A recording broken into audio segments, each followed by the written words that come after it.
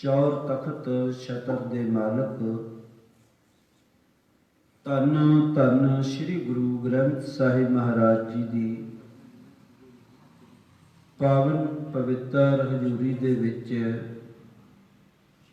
हाजरियां भर के लाहा प्राप्त कर रहे वडभागी माई भाई सत संगी जनों, आओ प्यार सत्कार दे नाल गुरु चरना दे विच जुड़ करके आपां लाहा प्राप्त करिए। तन तन माता गुजर कौर जी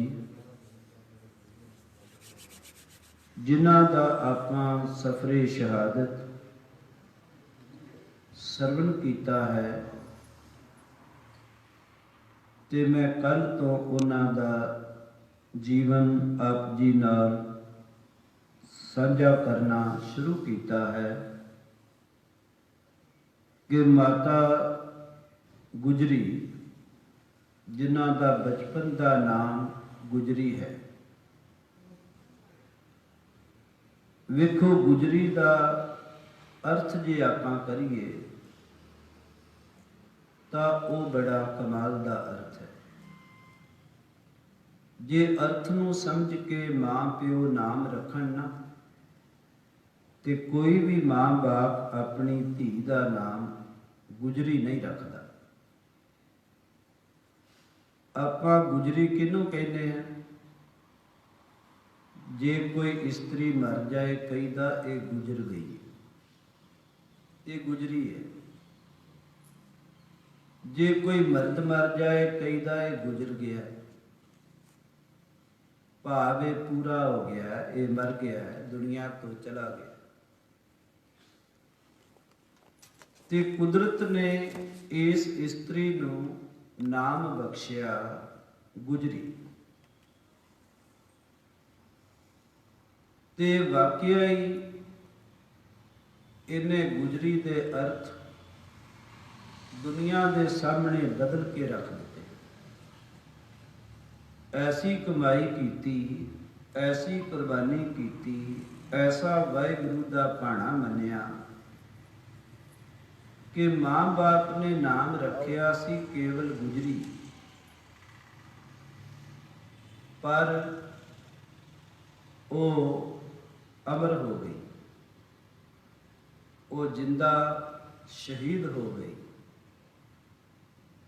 गुजरी का खिताब दुनिया विच सब स्त्रियां तो ये महान स्त्री है, क्योंकि दुनिया की पहली स्त्री शहीद है मां गुजरी। इस तो पहला किसी स्त्री के शहीद होने का पूरी हिस्टरी विच किते जिक्र नहीं। ये दोवें वडियाइयां गुरु घर विच ने कि गुरु घर विचों पहला मर्द शहीद है गुरु अर्जन देव महाराज, पहली स्त्री शहीद है ते वो है मात गुजरी। वो इकली आप ही शहीद नहीं, माता गुजरी एक शहीद दी पत्नी है। उदा पति गुरु तेग बहादुर शहीद है, फिर ओदी ननाण दे पुत्र 5 शहीद है। वो शहीद 5 शहीदां दी मामी है माता गुजरी। वो 5 शहीद गुरु हरगोबिंद साहब दे दोते ने, बीबी वीरो जी दे पुत्र हैं। संगो शाह, गुलाब चंद, मारी चंद, जीत मल, गंगा राम, ये 5 पुत्र बीबी वीरो दे शहीद है। ਤੇ ਉਹ ਸ਼ਹੀਦਾਂ ਦੀ ਮਾਮੀ ਹੈ। ਫਿਰ ਉਹ ਸ਼ਹੀਦ ਦੀ ਭੈਣ ਹੈ। ਮਾਤਾ ਗੁਜਰੀ ਦਾ ਭਰਾ ਕਿਰਪਾਲ ਚੰਦ, ਜੋ ਗੁਰੂ ਗੋਬਿੰਦ ਸਿੰਘ ਮਹਾਰਾਜ ਜੀ ਦਾ ਮਾਮਾ ਜੀ ਸਾੜਾ है और मामा है। तो ऐसे दो रिश्ते ने उस किरपाल चंद दे गुरु घर नाल ते ओ माता गुजरी दा भरा किरपाल चंद शहीद, ओ शहीद दी भैन है, ओ शहीद दी पत्नी है, ओ शहीद दी शहीदां दी मामी है और वो चार साहिबजादे शहीदां दी वो दादी है। फिर वो शहीद दी माँ है, क्योंकि गुरु गोबिंद सिंह महाराज भी नदेड़ दी धरती ते शहीद होए ने और खंजर दा वार उन्हां ते कीता दो पठाणा ने, ते ओ खंजर दा वार ही उन्हां दे शहीदी दा कारण बनिया। उन्हां जख्मां करके ही महाराज जी इस संसार तो गए सन।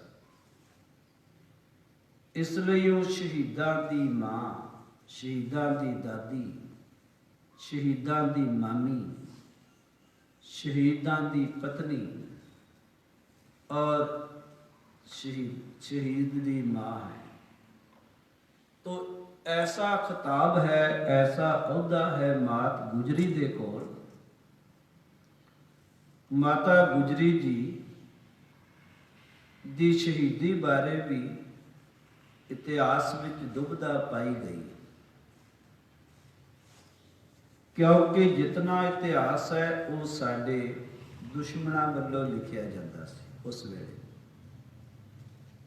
ਜਾਂ मुसलमान लिखते सन ते ਜਾਂ अंग्रेज लिखते सन। हुण जिहड़ा अज दा इतिहास है 20वीं सदी का जिहड़ा इतिहास है, हुण ये जे हिंदू राइटर लिखते हो तो उन्होंने कोई सच्चा लिखना, कोई सही लिखना उन्होंने तो अज के इतिहास विच भी सिखां नूं अतवादी लिखना, बागी लिखना, खालिस्तानी लिखना, क्योंकि वो साडे विरोध विच खलोते। इसे तरह उस वेले दे जिहड़े लिखारी सन वो विरोधी कौमां दे सन। इस करके उन्हां इतिहास नूं कमजोर कीता, लिखिया उन्हां गलत इतिहासकारां ने। कोई कहंदा माता गुजरी ने हीरा चट के खुदकशी की। दसो उत्थे हीरा कित्थों लिया सी? ठंडे बुरज विच हीरा कित्थे सी? ਉਹਦੇ सारा कुछ गंगू के घर विच ही रह गया सी, उत्थों खाली हथ निकले। जिन्हों पीण लई पानी कोई प्रशादा नहीं छकन नूं मिलिया, उन्होंने हीरा किवें लिया के दिता बुरज उत्ते? यह भी लिखिया मिलता। कोई लिखदा कि वो साहिबजादियां दे शहीद होण दी खबर ना सुन सकी ते उसने अपनी खुदकशी कर ली। पर यह भी गलत है। किसी ने लिखिया सवास त्याग ते, किसी ने लिखिया योग साधना द्वारा अपने प्राण कढ़ लए। पर जो सच है, जो मैं लभन की कोशिश की है, ते मैनू 3 सबूत मिले ने। सब तो पहला सबूत डॉक्टर हरजिंदर सिंह दलगीर वो अपने इतिहास में लिखता है कि जालमा ने माता नूं बुरज तो सुट के शहीद किया और कह दिता कि माता ने खुदकशी की, उतों आप छाल मार दी, क्योंकि इतिहास नूं कलंकित जो करना सी, कमजोरी जो विखानी सी।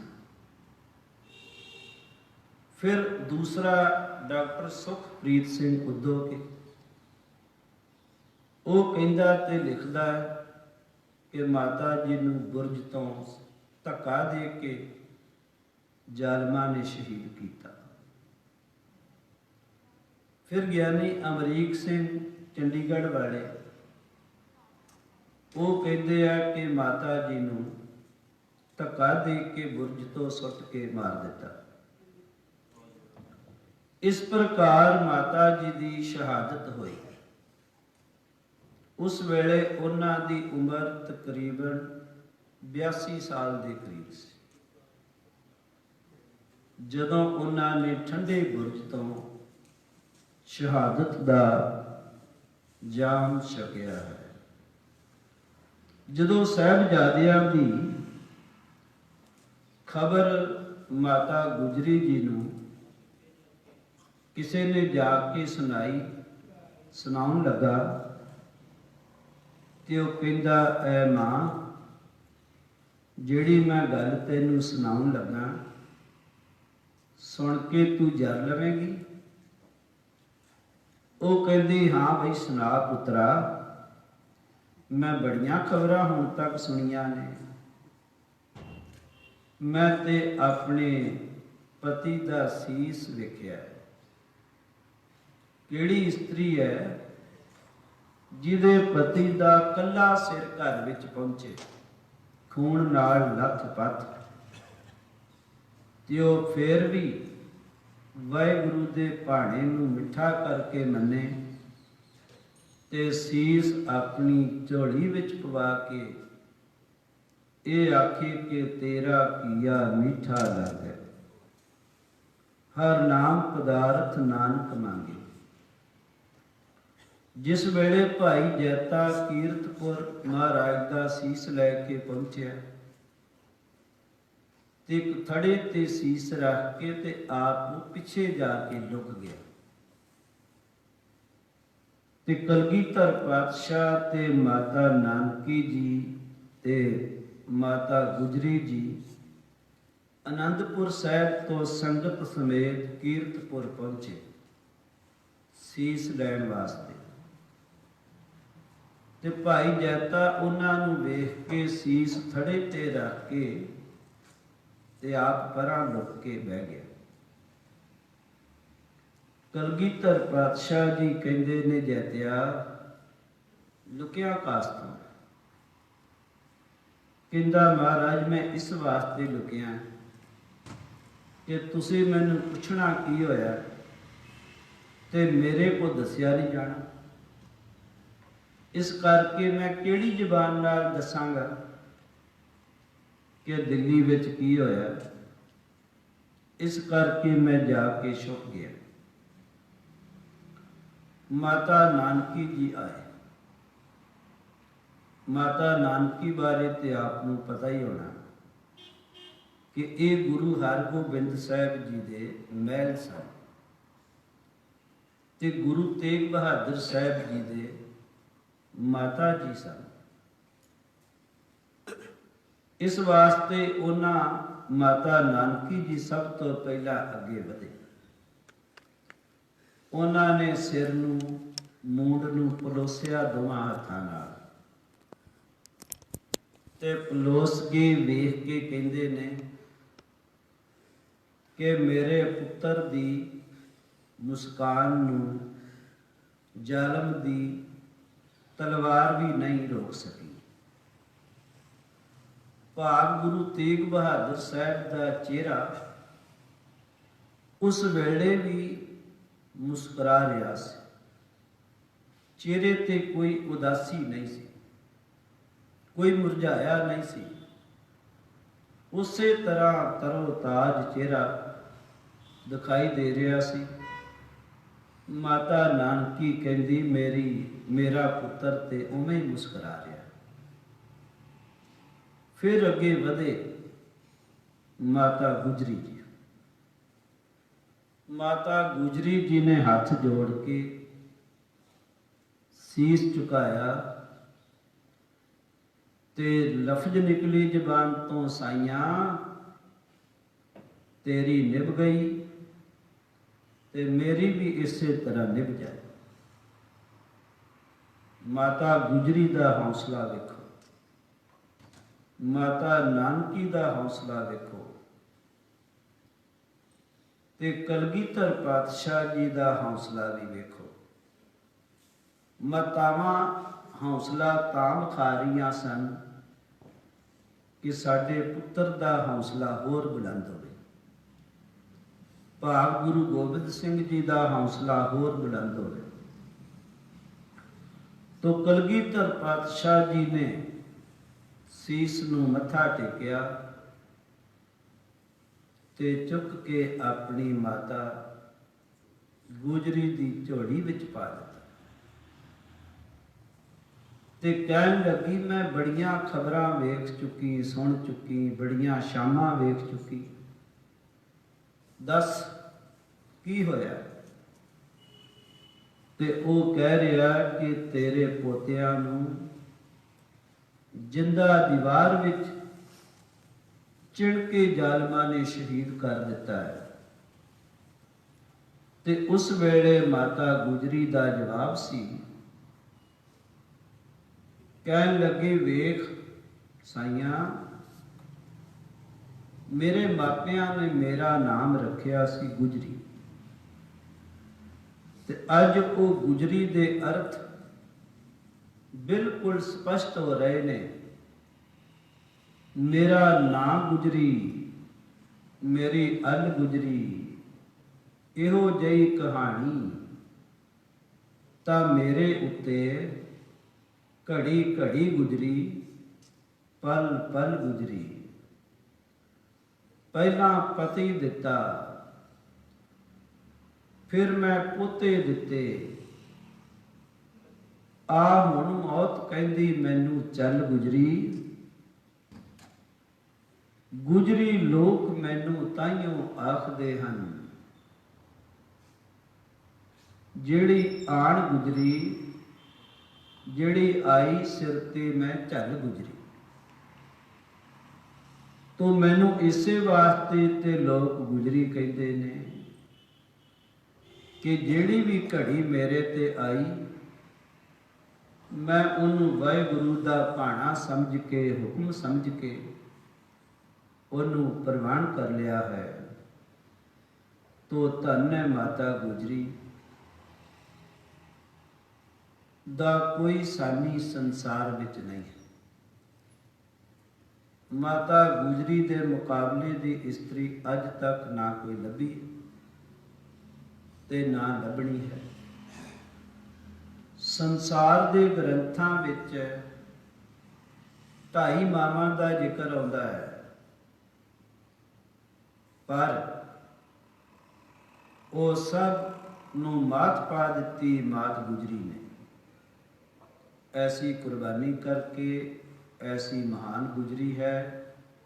आओ उस माता गुजरी जी नूं, माता गुजर कौर जी नूं आपां सारे नमस्कार करिए ते उन्हां नूं अपनी शरधा सत्कार भेंट करिए और उन्हां दे पाए हुए पूरनियां ते चलिए और इस्त्रियां नूं, बीबियां नूं, भैणां नूं, मातावां नूं, बच्चियां नूं माता गुजरी जी का जीवन जरूर पढ़ना चाहिए ते अपने पोतियां नूं किवें तैयार करना है, अपने पुत्रां नूं किवें तैयार करना है। माता गुजरी जी एक चंगे प्रबंधक सन, क्योंकि जिस वेले गुरु तेग बहादुर साहब जी की शहादत हुई, उस वेले कलगीधर पातशाह की उम्र केवल 9 साल सी ਤੇ 9 ਸਾਲ ਦੀ ਉਮਰ ਵਿੱਚ ਸਾਰੀ ਜ਼ਿੰਮੇਵਾਰੀ, ਸਾਰਾ ਪ੍ਰਬੰਧ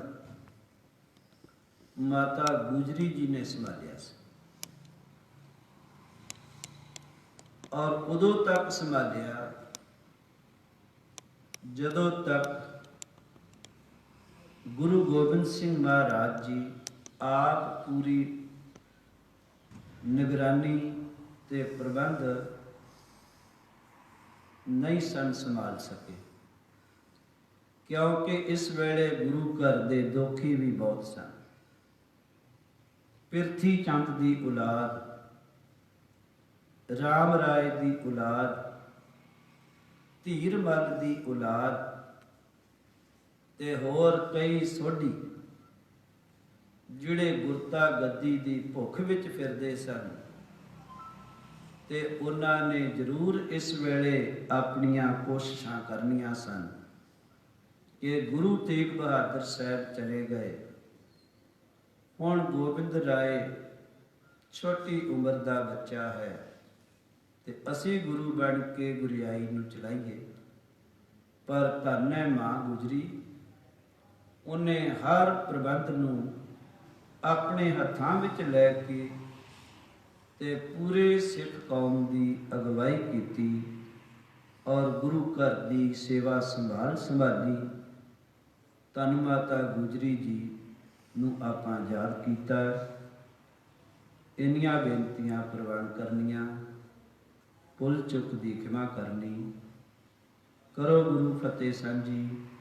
ਵਾਹਿਗੁਰੂ ਜੀ ਕਾ ਖਾਲਸਾ, ਵਾਹਿਗੁਰੂ ਜੀ ਕੀ ਫਤਿਹ।